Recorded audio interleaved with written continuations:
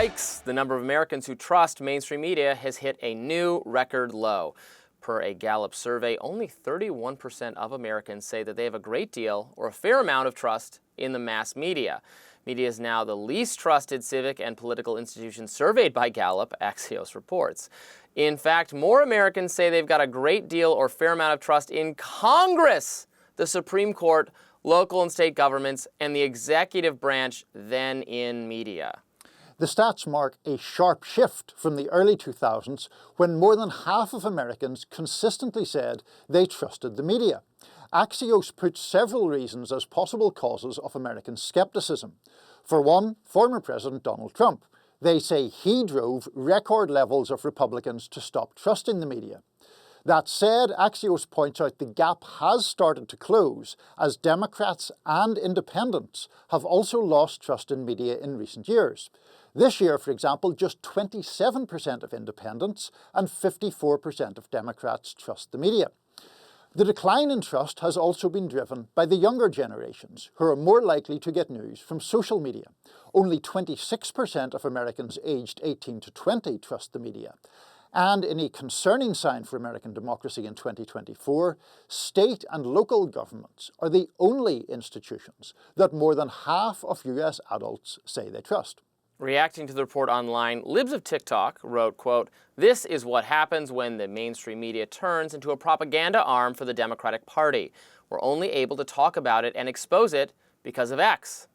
Outkick, a media website owned by Fox, reacted by writing, quote, "In 1976, 72% of Americans trusted the media. Today, only 31% do. That's bad news for Kamala's election chances."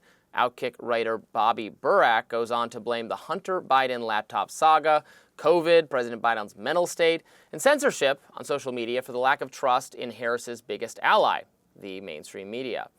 And, those are very valid examples that we've discussed to death on this show of mainstream media getting important stories wrong. Of course, these are all the recent ones, but it goes back much longer than that. The mainstream media famously got the Iraq War weapons of mass destruction story very, very, very wrong, causing a lot of catastrophic foreign policy blunders that have disenchanted people on both the right and left from trusting in media.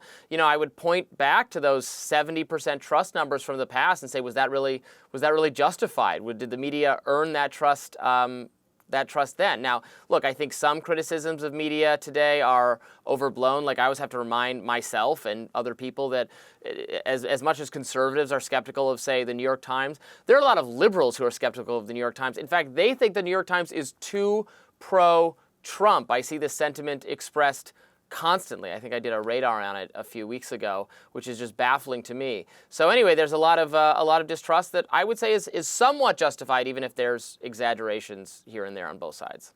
So look, where I come at this, Robby, and I take a lot of the points that you made. Look, no one is going to win popularity by defending the media, but I'll martyr myself here to some extent. Look, there are lots of things that the media got wrong. You just outlined them. The media is very, very imperfect. I understand that people are in a phase or moment where the trust in a whole lot of institutions has declined a lot. One of the points I would make in defense of what is called the traditional media or mainstream media or legacy media is that a lot of the criticism, in my view, is actually bad faith as well. It is people who have a vested interest, whether ideologically or financially or for clout, in making those kind of criticisms. So, for the record, some of the criticism from the left of the New York Times, I think, falls into that category. People just trying to up their Twitter following. And, one of the things that I found interesting as we were introducing this segment is citing, for example, Libs of TikTok as a critic of the media. That account started off, in my view, somewhat interesting, pointing out sort of excessive or weird liberal statements, but it has become also, in my view, just a kind of troll account to push people to the right or to make right-wing talking points. And that gets to my bigger issue, which is the sense that, oh, well, independent media or social media is better. I don't think it is. I think it's often worse a lot of the time. And I think even people who portray themselves as independent media are often just as likely to preach to the converted, to sing to the choir, as the New York Times or MSNBC or Fox News are. I mean, we're all going to be guilty of that. I've learned from, being in the business, and we're in a weird position because we're part of a large corporate media organization, but we have really vast editorial freedom to talk about what we want and pursue topics that we want that are often, because we have a debate show, I'm often very critical, and then you or the other host might have a different point of view.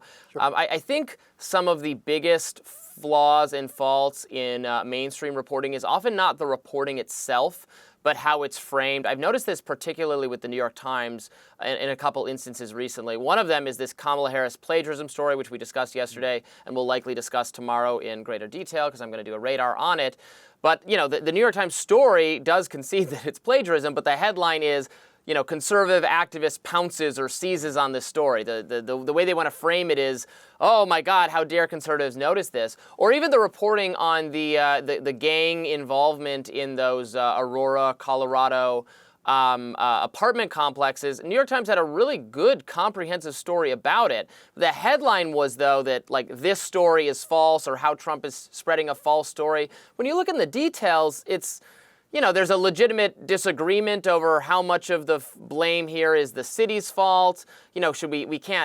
I would not immediately trust the city mayor or police saying, oh yeah, there's no problem here, we took care of it. The management company saying they didn't, but of course the management company could be lying or exaggerating. Maybe they did a bad job of managing the situation. And the story really gets at that there were gang members arrested in the apartment complex. They weren't collecting rents. You could quibble with the takeover designation, but it's a complicated story and there are serious problems, and the story captures all of that.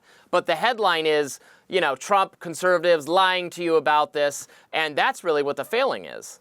Yeah, I don't massively disagree with that, particularly on the Kamala Harris plagiarism story. And I do wonder, I know I'm, partly here to argue with you, but I do question whether there is more of a thumb being placed on the scales as time goes by on stories like the plagiarism. And the idea that that sort of those stories have to be framed in a way that tilts them. I have the same concern, a concern that has grown in my case over the years with fact-checking, because oftentimes I read fact checks and they do tend to tilt sometimes in the liberal direction, and I'm just not convinced that they're quite as watertight as they purport to be on occasion. Now, my argument is sort of more generally that I would trust the processes of, say, the Associated Press far more than I would trust libs of TikTok to present something honestly. Or various online, YouTubers or whatever to present them honestly. There is, I think, a case to be made for professional journalism with its flaws and fallibilities over things that are purely ideologically driven and, to my mind, often willfully misrepresent things in order to reach or push for a particular ideological or political conclusion. Yeah, there are definitely independent, on their own type people that I do broadly trust, that we feature their reporting on the show sometimes. Nate Silver is now just a guy writing a Substack, right, and I think he's pretty dead on, 99% of the time. I feel that way about Matt Iglesias, Josh Barrow, whoever else I read on Substack. And, we feature reporting from even people on the left who I might not agree with them ideologically, but I mostly trust their reporting. Ken Klippenstein, Lee Fong, etc., Matt Taibbi. So I would just always encourage people to get their news and their information from multiple sources. Yes, I think you should read the mainstream reporting from the Times and the Washington Post, and then you should read, what National Review or Reason Magazine's criticism of it, and, you should watch some commentary about it. If you're going to watch some commentary about it, you should watch us, you should watch our show, and that's the healthy way to do it. But probably too many people on both sides are just, plop down in front of the TV just watching partisan media one way or the other, and that's not healthy. But I encourage people to sample widely. And just a very final word about partisan media, Robby. I think that a lot of the time what I have the objection to is what I see as intellectual dishonesty. It's not really the ideological perspective. Conservatives, liberals, people further to the right, or in the libertarian right, people further to the left, can still be honest in the way they present things. The issue that I have is when things become propagandistic, and I think that is a problem that is growing more serious as time goes on. Coming up next is Niall's Notes. You won't want to miss that. Stay tuned. We'll be back with more Rising in just a minute.